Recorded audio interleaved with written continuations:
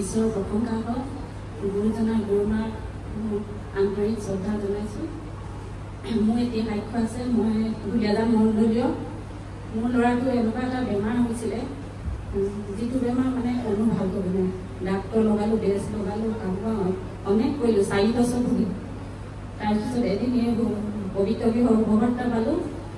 ইয়ালৈ আহি দুদিনতে মোৰ ল'ৰাটো ভাল হ'ল বেমাৰটো হৈছিলে তাৰ এই পাকস্থলীটো মানে উঠি গৈ বুকুত থাকেগৈ ডক্টৰে কৈছিলে তাৰ এনেকুৱা বেমাৰ পৃথিৱীতে নাই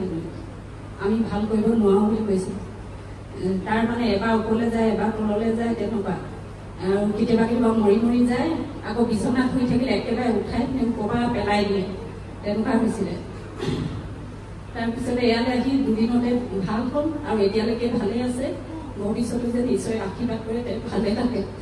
এয়াই মোৰ সাক্ষ্য আছিল মোৰ নাম মালতী